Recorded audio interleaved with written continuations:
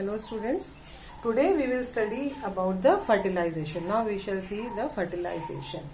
Okay, this is some of you are having the problems in the female reproductive system, morphological system. So simple things, you can go back and see the video again so that the things would get clear to you. उसके साथ ही when we study the fertilization, धीरे धीरे आपको चीजें एकदम से clear होने लगेगी. यहाँ ये डायग्राम मैंने इसलिए बनाया है so that I can show you the site of the fertilization. Okay, कि किस साइड पे. तो उसके साथ ही आपको फिर से थोड़ा सा फीमेल का जो रिप्रोडक्टिव सिस्टम है वो क्लियर हो जाए. ओके तो यहाँ पर फीमेल रिप्रोडक्टिव सिस्टम में आपको पहले प्राइमरी लिखना है, फिर एसेसरी लिखना है, वो सब आप देख सकते हो. और ओवरी है, comprise of a pair of ovary, जो कि हमारा प्राइमरी रिप्रोडक्टिव सिस्टम है. वो यहाँ पर एब्डोमिनल वॉल से लगा हुआ है, मेसोवेरियम से. सस्पेंडेड का मतलब है कि this is not freely moving, कहीं से तभी अटैच है. तो यहाँ से ये एब्डोमिनल वॉल से मेसोवेरियम मतलब ऐसे लिगामेंट है, ऐसे से मेम्ब्रेनस, उससे जुड़ा हुआ है. और ये यूट्रस से यहाँ पर ये ओवेरियन लिगामेंट से जुड़ा हुआ है. ओके, फिर ये वाला पूरा पार्ट है फेलोपियन ट्यूब का या ओविडक्ट का पार्ट. यहाँ पर ये इसका ये फनल शेप, चौड़ा सा फनल शेप है, उसको हम बोल रहे थे एम्पुला पार्ट. उसका भी ये जो माउथ वाला पार्ट है that is infundibulum which is having the fimbria.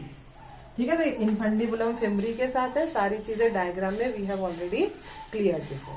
तो ये जो प्लेस है okay between the ampulla and the isthmus, तो उसको बोलते हैं ये वाला प्लेस. यहां पर होगा फर्टिलाइजेशन. ओके, तो now let us see the different steps in fertilisation.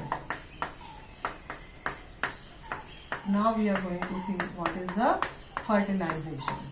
So fertilization means the fusion of male and female gamete. Okay, this you are knowing. Fertilization means fusion of male and female gamete. तो male gamete क्या है, sperms कैसे बना हुई है, already study.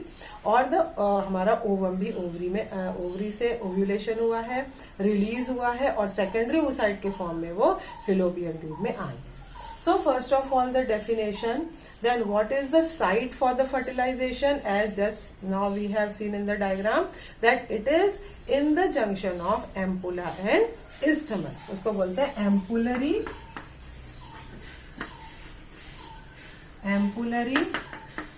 isthmic junction पे.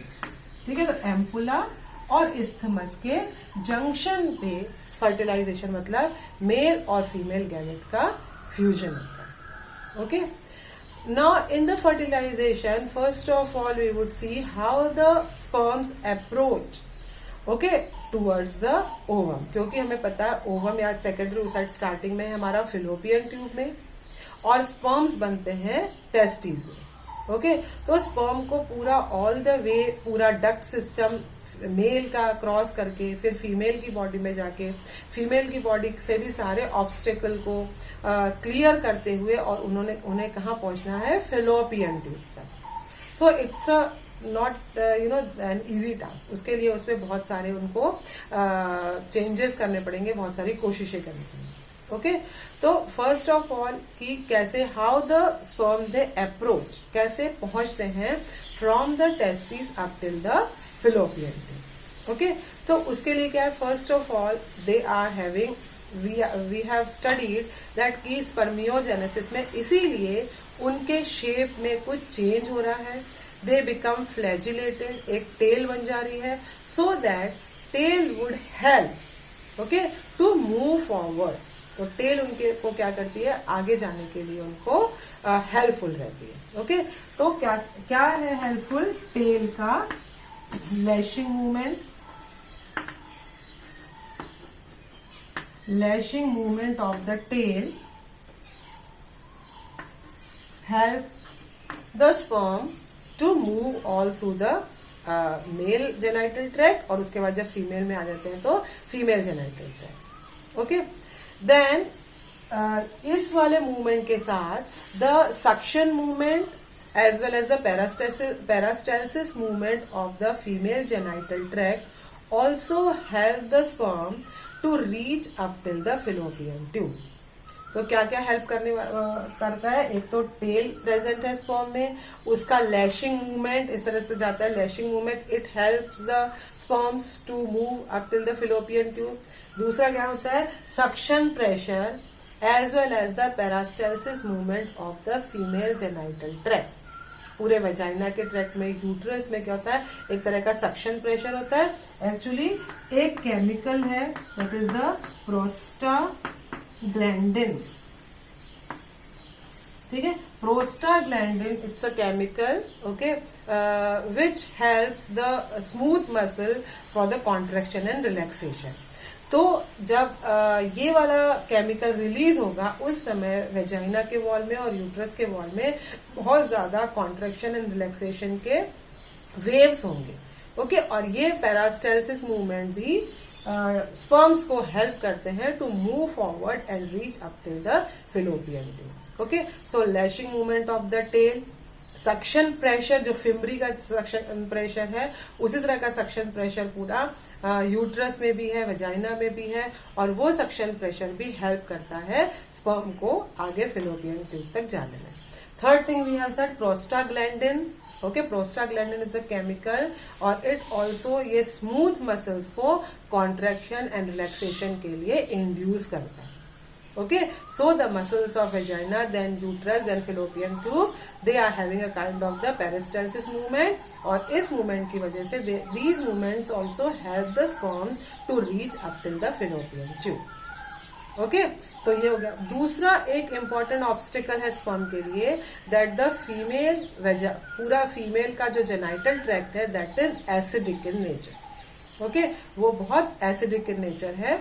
so that is why we have said कि जो सेमिनल वेजिकल से जो सीक्रेशन आता है और सारी ग्लैंड से, प्रोस्टेट ग्लैंड जितने भी सीक्रेशन आते हैं वो सब अल्कलाइन नेचर के होते हैं, so that they could neutralise the acidic nature of the female genital tract. तो this is also an obstacle कि फीमेल का पूरा जो जेनाइटल ट्रैक्ट है वो पूरा है एसिडिक इन नेचर, तो उसको न्यूट्रलाइज करने के लिए sperms are present in the semen which is secreted by the seminal vesicle and the other accessory glands of the male reproductive system. तो ये सारे सीक्रेशन अल्कलाइन नेचर के हैं, so that they would neutralize the acidic nature of the female genital tract. Okay, so we are seeing here that lots of obstacles are there. That is the reason to make the assurity कि fertilization हो जाए। कुछ तो sperm इतने obstacle को cross करके fallopian tube में egg के पास पहुंच जाए।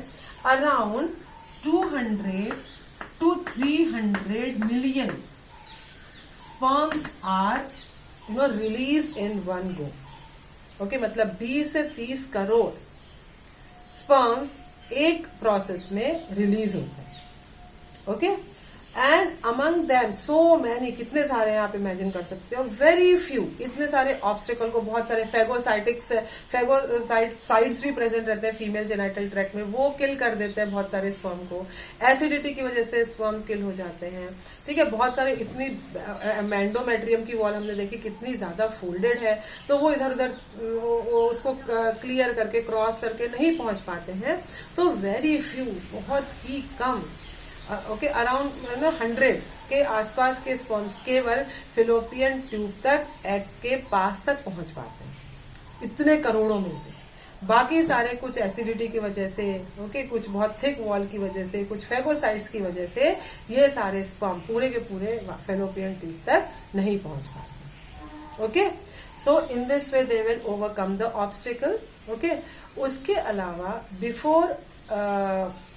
बिफोर फर्टिलाइजेशन, एकदम एग से फ्यूज होने से पहले, also sperms undergo certain kind of the changes which enable the sperm to fertilize the egg, because if you remember the structure of the ovum, हमने स्ट्रक्चर ऑफ ओवम में क्या बनाया है, सिर्फ सेल नहीं है, ऐसी एक सेल है, उसके चारों ओर क्या, ये न्यूक्लियस के साथ, और उसके चारों ओर जोना पेल्यूसिडा है, कोरोना रेडिएटा है, तो ये सारी चीजें हैं, इन सारी चीजों को क्रॉस करके तब स्पर्म जाके इस वाले न्यूक्लियस को फर्टिलाइज कर सकता है, okay.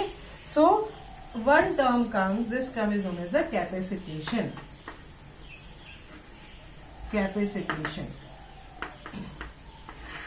So what is capacitation? Capacitation means that the ability of the sperms to fertilize the egg. Okay, the change, certain kind of the changes come in the sperms, okay, which enable the sperm to fertilize the egg. This is known as the capacitation. तो वो क्या क्या changes हैं जो sperm को enable करेंगे egg को fertilise करने में? सबसे पहला चेंज तो ये आएगा कि the chemicals present in the female genital tract remove the membrane around the acrosome. Acrosome क्या आपको पता है? स्पर्म के हेड पे एंटीरियर पार्ट पे एक कैप लाइक स्ट्रक्चर था, right? That cap like structure is known as the acrosome. हमने ऐसे पढ़ा था ना, ये वाला ये हेड पार्ट है और हेड पार्ट ही में क्या है एक्चुअली, ये डिप्रेशन था और फिर यहाँ से ये, तो ये वाला ही दिस इज द एक्रोसोम और फिर ये पूरा था इसके अंदर हेड पार्ट में न्यूक्लियस. ओके, तो this acrosome is covered by a kind of the membrane. एक पूरा मेम्ब्रेन से कवर्ड है. ओके, वो membrane also made up of certain kind of the chemicals, right? कुछ स्टेरॉइड्स है, कोलेस्ट्रॉल है या फिर म्यूकोप्रोटीन्स है, उन सब से ये बना हुआ है. तो इन सारे केमिकल्स को रिमूव होना है so that acrosome can get exposed and can secrete the enzyme. ठीक है, तो कैपेसिटेशन में पहले आप क्या याद रखोगे कि एक्रोसोम के ऊपर जो मेम्ब्रेन है वो रिमूव हो जाए.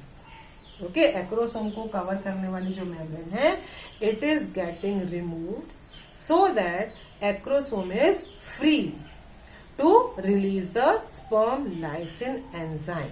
अभी आप समझोगे कि स्पर्म लाइसिन एंजाइम क्या होता है, लेकिन स्पर्म लाइसिन एंजाइम सीक्रेट होंगे तो उसके लिए इसकी ये वाली मेम्ब्रेन जो है वो डिसॉल्व हो जाएगी by the chemicals present in the female genital tract. तो ये हो गया पहला, क्या हो गया?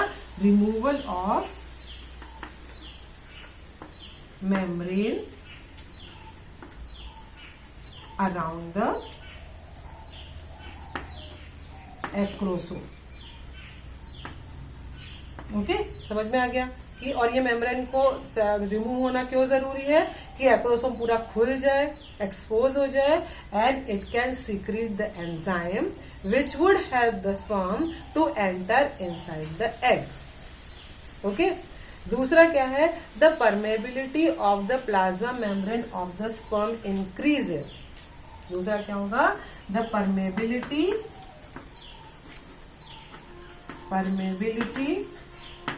of plasma membrane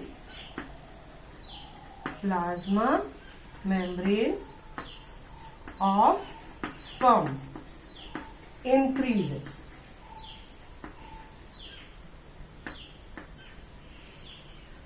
ठीक है, तो प्लाज्मा मेम्ब्रेन की परमेबिलिटी इंक्रीज होने का क्या सिग्निफिकेंस है कि more calcium ion can come inside and give more vigorous movement to the sperm. क्योंकि जब स्पर्म एग के बिल्कुल पास पहुंच जाते हैं तो उसका बिल्कुल जो स्मूथ और वाला जो लैशिंग मूवमेंट है वो ऐसे टू एंड फ्रो ज्यादा स्पीड और ज्यादा स्ट्रॉन्ग व्हिपिंग मूवमेंट में चेंज हो जाता है. समझ लो, जैसे यहां से यहां तक लिक्विड में जाना है वो आराम से ऐसे ऐसे ऐसे करके पहुंच रहा है. लेकिन जब किसी चीज को पेनिट्रेट करना है तो क्या होगी? जो टेल होगी उसका मूवमेंट लैशिंग मूवमेंट से चेंज होके व्हिपिंग मूवमेंट में, टू एंड फ्रो मूवमेंट में चेंज हो जाएगा. ये to and fro movement will helpful the sperm to penetrate the egg.